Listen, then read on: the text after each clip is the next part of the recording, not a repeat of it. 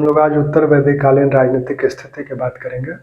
उत्तर वैदिक काल का जो कालक्रम है वो 1000 ईसा पूर्व से 600 ईसा पूर्व के बीच का है और इस काल के विषय में जानने को जो प्रमुख स्रोत हैं वो साहित्यिक स्रोत भी हैं और साथ में पुरातात्विक स्रोत भी पर्याप्त मात्रा में मिलते हैं।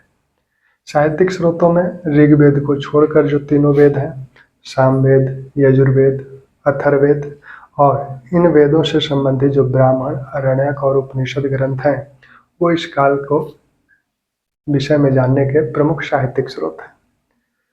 जो पुरातात्विक स्रोत हैं जिसमें अतरंजी खेड़ा, भगवानपुरा से लेकर चंदौली और प्रयागराज तक जो खुदाइयाँ हुई जिसमें चित्रित धूसर मृदभांड मिले, तो चित्रित धूसर मृदभांड संस्कृति को इसी काल का माना जाता है। तो उत्तर वैदिक काल की जो राजनीतिक स्थिति है उसको हम लोग देखें। उत्तर वैदिक काल, सबसे पहले हम लोग इस काल की राजनीतिक स्थिति को देखेंगे। राजनीतिक स्थिति, राजनीतिक स्थिति में सबसे पहले भौगोलिक विस्तार। भौगोलिक विस्तार, आर्यों का जो भौगोलिक विस्तार है इस काल में कहाँ तक हो गया। जैसा कि हम लोगों ने देखा था कि उत्तर वैदिक काल में आर्य सप्त सिंधु प्रदेश में रहते थे। वह एक तरह से ब्रह्मावर्त का क्षेत्र था।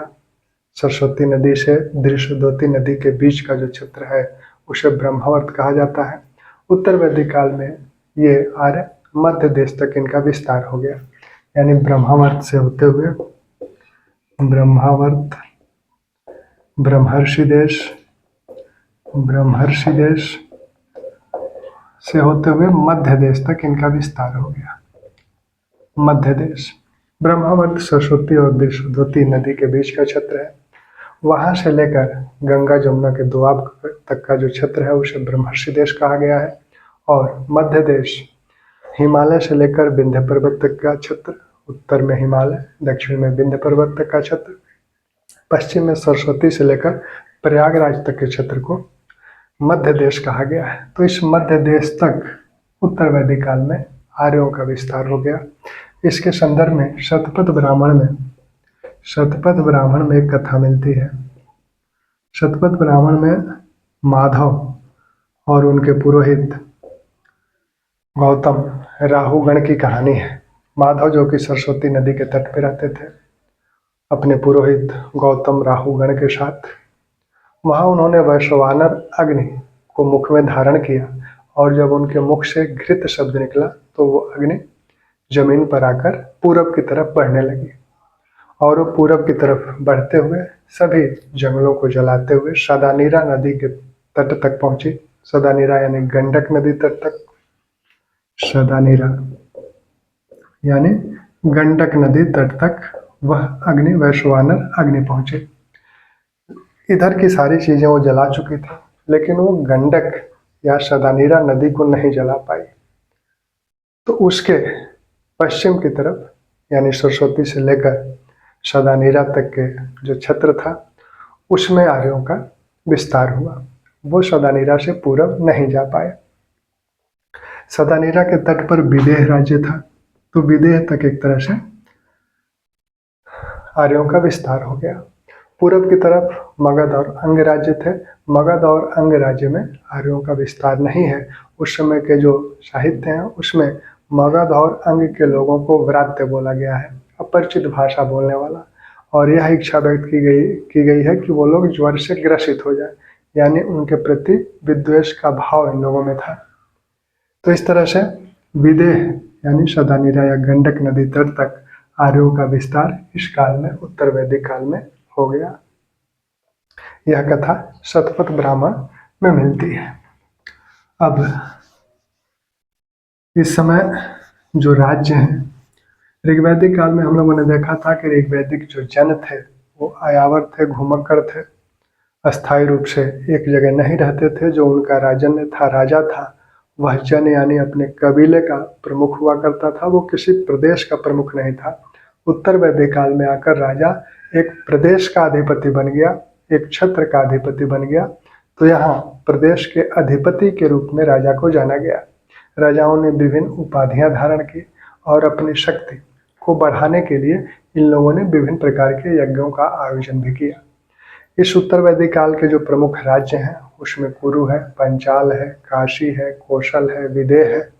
ये इस समय के प्रमुख राज्य हैं। उत्तर वैदिक काल के जो जन हैं, छोटे छोटे जन हैं, अब कई जन मिलकर इन राज्यों का निर्माण करते हैं। जैसे कुरु जो राज्य बना उसमें वो ऋग्वैदिक काल का जो पुरु जन था और जो भरत जन था वह मिलकर कुरु राज्य बना। तो कुरु जो राज्य बना यह पुरु और भरत जन से मिलकर बना था। पुरु और भरत जन से मिलकर बना था। इसकी राजधानी जो थी, राजधानी प्रारंभ में आसन दिवत थी, आसन दिवत थी। आगे चलकर राजधानी इंद्रप्रस्थ बनी, इंद्रप्रस्थ बनी। जब यहाँ तक के क्षेत्रों पर इन लोगों का अधिकार हो गया था, फिर आगे चलकर इनकी राजधानी कौशाम्बी बनी, कौशाम्बी बनी। निच्छु के समय राजधानी कौशाम्बी बनी। यहाँ के कुरु राज्य के जो प्रमुख राजा थे, इसमें परीक्षित थे और जन्मेजय थे। तो ये कुरु राज्य के प्रसिद्ध राजा थे, परीक्षित, जन्मेजय, जन्मेजय। और निच्छु के समय, निच्छु के समय राजधानी जो है कौशाम्बी बनी। कहा जाता है कि इंद्रप्रस्थ जब बाढ़ में ध्वस्त हो गई तब निच्छु ने कौशाम्बी को अपनी राजधानी बनाया। ये इस राज्य के अंतिम राजा है। फिर पुरु, पुरु राज्य, यह भी दो जनों से मिलकर बना था, कृवि और तुर्वस जो जन थे। कृवि और तुर्वस जो जन थे, इन दो जनों से मिलकर यह राज्य बना था। इस राज्य की जो राजधानी थी वह कामपिल्य थी, कामपिल्य। पांचाल पांचाल, पांचाल राज्य की जो राजधानी थी वो कामपिल्य थी। यह पांचाल राज्य कृवि और तुर्वस जनों से मिलकर बना था। पांचाल का जो क्षेत्र है, आज का फर्रुखाबाद बरेली वाला जो क्षेत्र है, वो पांचाल का क्षेत्र था। यहाँ के जो प्रमुख राजा थे, प्रवाहन, जयविली, प्रवाहन, जयविली, अरुणी श्वेतकेतु, अरुणी श्वेतकेतु, श्वेतकेतु, ये इस राज्य के प्रमुख राजा थे। शतपथ ब्राह्मण में कहा गया कि कुरु और पंचाल वैदिक संस्कृति के सर्वश्रेष्ठ प्रतिनिधित्व करते थे। कुरु और पंचाल वैदिक संस्कृति का सर्वश्रेष्ठ प्रतिनिधित्व करते थे। यह बात कही गई है शतपथ ब्राह्मण में। शतपथ ब्राह्मण में कहा गया कि कुरु और पंचाल वैदिक संस्कृति के सर्वश्रेष्ठ प्रतिनिधि थे। यहाँ की भाषा जो संस्कृत थी वो सर्वश्रेष्ठ थी। यहाँ का शिष्टाचार जो था वो आदर्श स्वरूप था। यहाँ के राजा आदर्श थे, यहाँ की परिषदें सर्वश्रेष्ठ थी। इस प्रकार वैदिक संस्कृति का सर्वश्रेष्ठ प्रतिनिधित्व कौन करता था? तो कुरु और पंचाल करते थे। ठीक, आगे चलकर पंचाल का स्थान विदेह ने ले लिया। उपनिषद काल में, यानी इस काल के अंतिम भाग में पंचाल का स्थान किसने ले लिया? विदेह ने ले लिया। और विदेह के जो राजा थे, राजा जनक, राजा जनक के एक विद्वान राजा थे। उन्होंने ब्राह्मणों को शास्त्रार्थ में हराया था और इसलिए उनकी उपाधि राजन्य बंधु मिली थी। उनका जो प्रारंभिक नाम था शिरध्वज था। तो विदेह के राजा जनक थे जिनका प्रारंभिक नाम शिरध्वज था। वो एक विद्वान राजा थे। उपनिषद काल में एक तरह से ब्राह्मणों का स्थान विद्वता के संदर्भ में क्षत्रियों ने ले लिया था। उसकी बात हम लोग आगे करेंगे इसी काल में।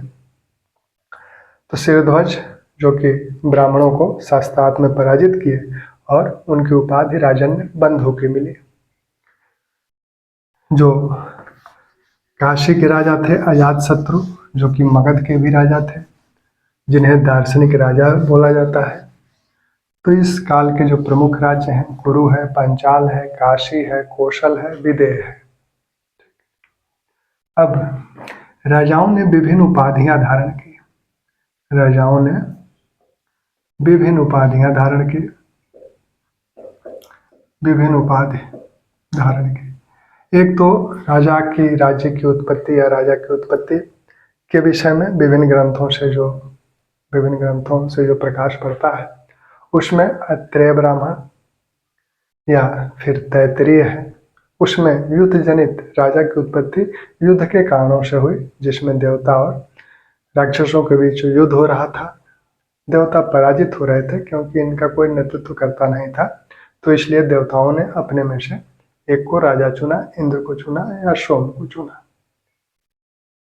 शतपथ ब्राह्मण में कहा गया है कि बल ही विश्व की शक्ति है, यानी एक तरह से मत से न्याय की बात वहाँ की गई है। हाब्स जो सामाजिक या रूसो जो सामाजिक समझौते की बात कर रहे हैं, राज्य की उत्पत्ति के संदर्भ में सामाजिक समझौता सिद्धांत की जो बात हो रही है, तो वही उसी का संकेत शतपथ ब्राह्मण में मिलता है।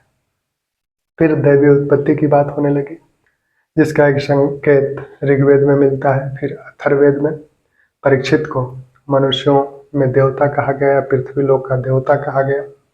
तो राजाओं में देवत्व को एक तरह से देवता के रूप में उन्हें देखा गया या देवताओं से उनकी तुलना की जाने लगी। तो इन्होंने विभिन्न उपाधियां, राजा की उपाधि, सम्राट की उपाधि, स्वराट की उपाधि, विराट की उपाधि और सर्वराट की उपाधि, ये विभिन्न उपाधियां इन लोगों द्वारा धारण की जाती रही। ऐत्रेय ब्राह्मण में 5 प्रकार के राज्य का उल्लेख है। 5 प्रकार के राज्य का उल्लेख है। 5 प्रकार के राज्य में पूरब में, यहाँ पूरब में स्वराज्य, उत्तर में वैराज्य, दक्षिण में भोज्य, पश्चिम में साम्राज्य, पूरब में साम्राज्य है, और पश्चिम में स्वराज्य। पूरब के राज्यों को साम्राज्य कहा गया, उत्तर के राज्यों को वैराज्य कहा गया, पश्चिम के राज्यों को स्वराज्य कहा गया और दक्षिण के राज्यों को भोज्य कहा गया, और मध्य क्षेत्र में जो राज्य थे इन्हें राज्य कहा गया। यहाँ का राजा सम्राट बोला जाता था। पूरब का राजा सम्राट, पूरब के राज्यों का राजा सम्राट बोला जाता था। उत्तर के राज्यों का राजा विराट बोला जाता था और पश्चिम के राज्यों का राजा स्वराट बोला जाता था और दक्षिण के राज्यों का राजा भोज बोला जाता था और यहाँ का राजा बोला जाता था। ठीक, यहाँ का जो राजन्य है वो राजा बोला जाता था। अब इसमें कुछ अंतर है। जैसे शतपथ ब्राह्मण में कहा गया कि पहले किसी राजन्य को रायसु यज्ञ करके राजा की उपाधि धारण करनी चाहिए, उसके बाद उसे वाजपेय यज्ञ करके साम्राज्य यानी सम्राट की उपाधि धारण करनी चाहिए। तो जो राजा है यह एक तरह से सम्राट से निम्न श्रेणी का है, यानी सम्राट जो होता था वो राजा से उच्च श्रेणी का यानी अधिक शक्तिशाली राजा होता था। इसके अधीन विभिन्न राज्य हो सकते थे। विभिन्न राज्यों पर यह अपनी शक्ति अपने सेना के माध्यम से अधिकार करता था, तब यह सम्राट की उपाधि वाजपेय यज्ञ करके धारित करता था। वैराज्य के विषय में विद्वानों का मत है कि यहाँ कोई राजा नहीं था, यानी यहाँ किसी एक का उत्तरदायित्व नहीं था बल्कि सामूहिक उत्तरदायित्व हुआ करता था। कुछ विद्वानों ने इसे गणराज्य भी बोला है, इसे गणराज्य भी माना है कि यहाँ की जो राज्य प्रणाली थी वो गणराज्य जैसी थी। जो पश्चिम के राज्य हैं स्वराज्य या स्वराट जिसे बोला जाता था, तो ये एक तरह से स्वायत्त राज्य है। ये एक तरह से स्वायत्त राज्य है। राजा जो मध्य देश का राज्य है जिसे राजा बोला जाता था, तो यह अपनी मंत्रिपरिषद की सहायता से शासन करता था। तो जो रत्नियों की जो बात की गई है उनके साथ मिलकर जो शासन करता था उसे राज्य बोला जाता था। भोज्य किसी एक वंश का इस पर अधिकार नहीं था, यानी वंशानुक्रम से यहाँ कोई राजा नहीं होता था, बल्कि कबीले के जो लोग थे, जो कुलीन लोग थे, उसमें बारी बारी से राजा हुआ करते थे। जैसे सातत्व वंशी जो थे अंध वृष्ण, काठियावाड़ के जो अंध वृष्ण यादव वंशी जो थे वो राज्य इस भोज्य राज्य में माने जाते हैं। इधर उत्तर कुरु, उत्तर मध्य के जो राज्य थे वो बैराटिया विराज्य में माने जाते हैं। तो ये ऐत्रेय ब्राह्मण में 5 प्रकार के राज्यों का उल्लेख हुआ है। अब विभिन्न जो उपाधियां धारण की जाती थी, राजसु यज्ञ करने के पश्चात ही कोई राजन ने राजा की उपाधि धारण करता था। राजसु यज्ञ के बाद वह राजा की उपाधि धारण करता था। वाजपेय यज्ञ के बाद वह सम्राट की उपाधि धारण करता था। अश्वमेध यज्ञ के बाद वह स्वराट की उपाधि धारण करता था। पुरुषमेघ यज्ञ के बाद वह विराट की उपाधि धारण करता था। और सर्वमेघ यज्ञ के पश्चात वह सर्वराट की उपाधि धारण करता था। तो इन उपाधियों को धारण करने के लिए इन यज्ञों का आयोजन करना पड़ता था। एक तरह से राजसु यज्ञ के माध्यम से राजा में देवत्व को प्रविष्ट कराया जाता था। अश्वमेध यज्ञ और यहाँ वाजपेय यज्ञ के माध्यम से वह अन्य जनों में श्रेष्ठ साबित किया जाता था।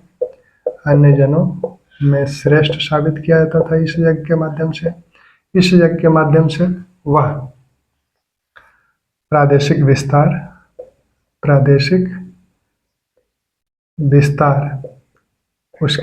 उसका जो प्रादेशिक विस्तार था उसको सिद्ध कराया जाता था अश्वमेध यज्ञ के माध्यम से। वाजपेयी यज्ञ में एक रथ दौड़ होती थी और राजा का जो रथ है वह अन्य सभी जन के जो अन्य रथ उस रथ दौड़ में शामिल होते थे, उन सब में राजा का जो रथ होता था वो सबसे आगे होता था। राजसु यज्ञ करने के पश्चात ही राजन ने राजा की उपाधि धारण करता था। और राजसु यज्ञ में सबसे पहले क्या करता था कि राजा रत्नियों के घर जाता था। रत्नियों के घर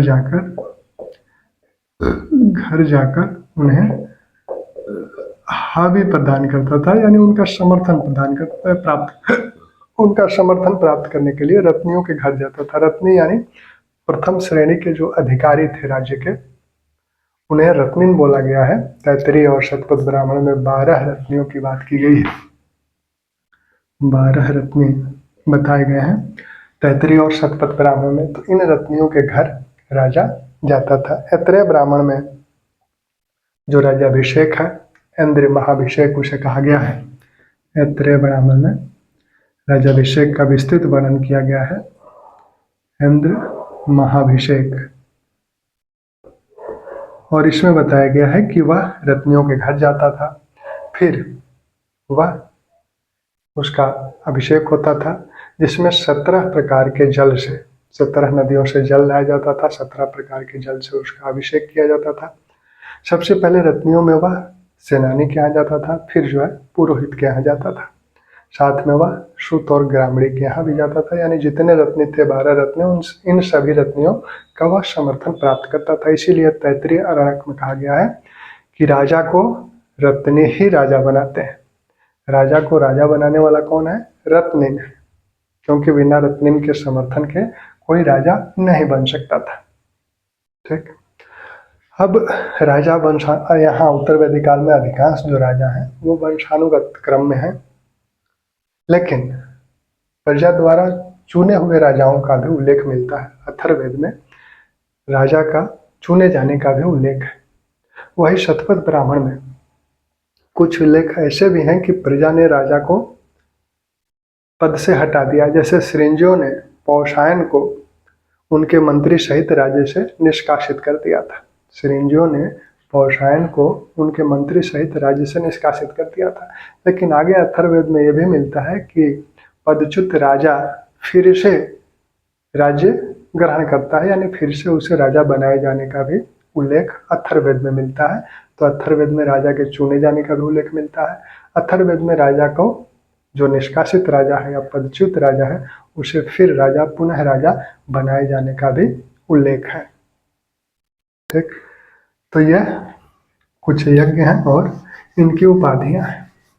अब रत्निन की बात की जाए तो जो रत्निन है तैत्तिरीय और शतपथ ब्राह्मण में रत्निन का उल्लेख है। और ये रत्निन 12 जो है, इसमें पुरोहित, पुरोहित, सेनानी, सेनानी, छत्ता, जो रथ का सुत, जो रथ सेना का प्रमुख होता था, सुत, संग्रहिता, संग्रहिता, भागदुक, भागदुक, अच्छा बाप, अच्छा बाप, गोविंदकर्ता, गोविंदकर्ता, पालागल, पालागल और ग्रामणी, ग्रामणी। कितने हो गए?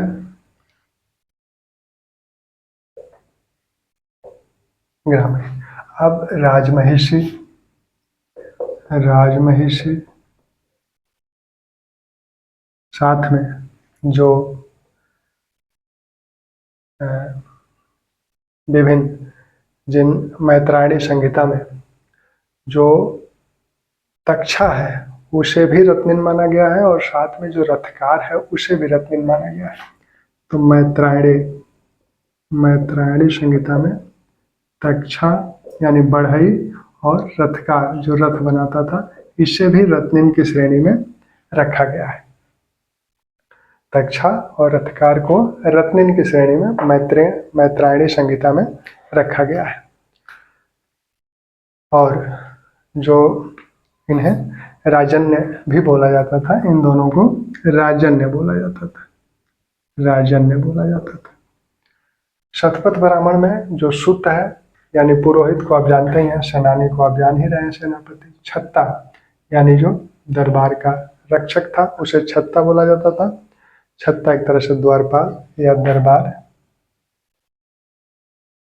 सुत यानी रथ सेना का प्रमुख, रथ सेना का प्रमुख बोला जाता था ये। और यह जो है एक तरह से कवि भी था, दरबार का कवि भी था, राजा की तारीफ याद में कविताएं लिखता था। संग्रहिता यानी कर जो कोषाध्यक्ष है, संग्रहिता का मतलब है कोषाध्यक्ष, कोषाध्यक्ष। और भागदुक कर वसूल करने वाला अधिकारी।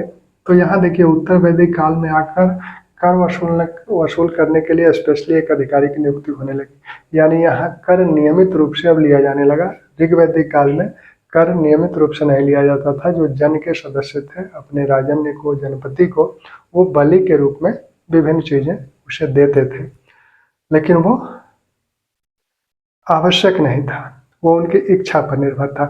लेकिन यहाँ जब एक अधिकारी की नियुक्ति हो गई भागदुक कर वसूल करने के रूप में, तो यहाँ कर जो है अनिवार्य हो गया। और उत्पादन का 1/16 भाग ये कर होता था। हम लोग आर्थिक व्यवस्था में इसको देखेंगे। अच्छा, अच्छा बाप, अच्छा बाप जो था यह आय व्यय का विवरण रखता था, आय व्यय का विवरण रखता था। और साथ में राजा के साथ जुआ भी खेलता था, दूत क्रीड़ा में राजा का सहयोग भी करता था।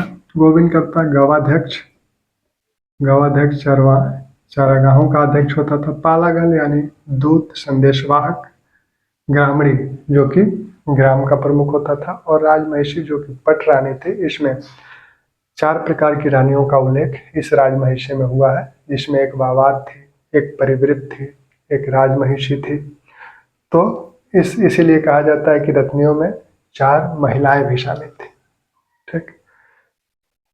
तक्षा और रथकार ये भी राजन्य की श्रेणी में है, रत्नियों की श्रेणी में है। तो ये कुल 12 रत्निन है जिनका उल्लेख तैत्तिरीय और शतपथ ब्राह्मण में हुआ है। अब इन रत्नियों के संदर्भ में शतपथ ब्राह्मण में कहा गया है कि सुत और ग्रामणी अराजनोकृत, अराज रजनोकृत है। सुत और ग्रामणी ये जो है शतपथ ब्राह्मण के अनुसार अराज रजनोकृत है, अराज रजनोकृत, रजनोकृत इन्हें कहा गया है। और मंत्री को रजनोकृत कहा गया है। ठीक। तो हम लोगों ने उत्तर वैदिक कालीन कुछ चीजों को देखा। अब कुछ चीजें जो कि बार बार पूछी जाती हैं, जैसे कुरु और पंचाल वैदिक संस्कृत के सर्वश्रेष्ठ प्रतिनिधि हैं। किसमें कहा गया? तो शतपथ ब्राह्मण में कहा गया। कुरु के विषय में कहा गया है कि इस राज्य में कभी अकाल नहीं पड़ा। छांदोग्य उपनिषद में यह बात कही गई कि कुरु राज्य में कभी अकाल नहीं पड़ा। एक बार अकाल पड़ा था, वो भी टिड्डी दल के आक्रमण के कारण। टिड्डियों, पश्चिम से टिड्डियों का आक्रमण होता था तो फसलों को नष्ट कर देती थी। एक प्रकार की चिड़िया या एक प्रकार के कीड़े हैं जो कि फसलों को नष्ट कर देते थे। तो टिड्डियों के आक्रमण के कारण एक बार अकाल पड़ा था।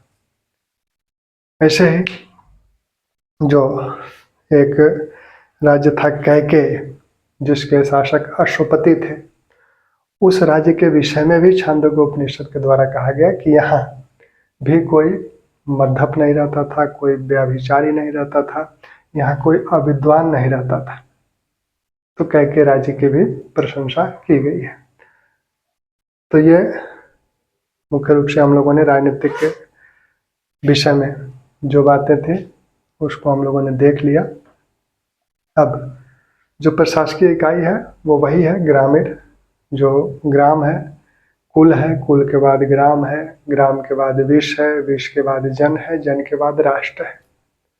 तो यहाँ अब जन, जो कि पहले जो ऋग्वैदिक काल का जन है वो एक कबीले के रूप में है, यहाँ अब विभिन्न जन मिलकर जो अस्थायी जीवन व्यतीत कर रहे हैं, अब कृषि कार्य कर रहे हैं, तो उस पूरे प्रदेश को राष्ट्र कहा गया।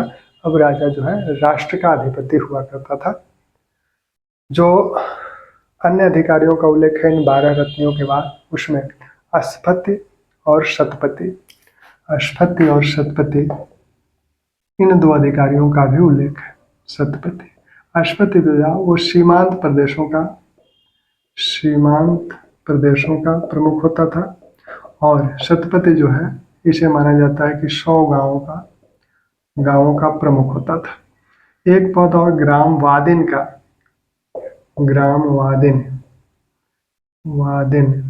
उल्लेख हुआ है। इसे ग्राम का न्यायाधीश कहा गया है। ग्रामीण जो है वो सिर्फ कार्यपालिकीय कार्य करता था, न्यायिक कार्य ग्राम वादिन करता था। और जो राजा है वो एक तरह से वंशानुक्रम से तो शासन कर ही रहा है, निरंकुश भी है, लेकिन उस पर धर्म का अंकुश है। विभिन्न यज्ञ आदि कर रहा है। जो विभिन्न जो ग्रंथ हैं उन ग्रंथों में राजा के, जैसे शतपथ ब्राह्मण में राजा के शपथ की जो बातें बताई गई है, उसमें पुरोहित राजा को किस प्रकार की शपथ दिलाता था कि वह धर्म और नियमों का पालन करते हुए प्रजा की रक्षा करेगा। और राजा भी उस शपथ के उत्तर में क्या कहता है कि प्रजा का जो शौर्य है वो हमारी मूछें हैं। वो प्रजा के विभिन्न जो उसकी उन्नति है उसको अपने विभिन्न अंगों से जोड़ के देखता है कि प्रजा की उन्नति हमारा सिर है, हमारा मुख है, उसका शौर्य, उसका तेज हमारी मूछें हैं, हम हमेशा प्रजा को समर्पित रहेंगे। इसी प्रकार वो कहता है धावा पृथ्वी से, ये कहता है कि हम आपको नहीं नष्ट करेंगे, आप हमें नहीं नष्ट करेंगे। तो राजा धर्म के अनुसार शासन करता था। साथ में विदत, सभा और समिति, ये 3 संस्थाएं भी थीं। विदत का तो अब उल्लेख यहाँ बहुत कम मिलता है उत्तर वैदिक काल में, लेकिन सभा और समिति का उल्लेख मिलता है। सभा एक तरह से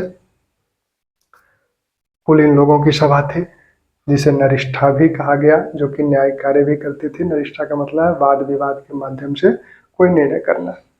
तो निर्णय के पहले वो वाद विवाद उसमें होता था। समिति जो थी, जिसमें समिति एक तरह से राजा को चुनने में और विभिन्न कार्यों में, उसमें जो जन के लोग थे वो सभी कुल के लोगों का उसमें प्रतिनिधित्व होता था। सभा में सभी लोगों का प्रतिनिधित्व नहीं होता था, यह एक तरह से संभ्रांत लोगों की सभा थी। लेकिन जो समिति थी वह, उसमें सभी लोगों का प्रतिनिधित्व, कुल के सभी लोगों का प्रतिनिधित्व होता था। तो उसके विषय में हम लोग ऋग्वैदिक काल की जो राजनीतिक व्यवस्था थी उसमें हम लोगों ने सभा, समिति और विदत की बात की है। ठीक।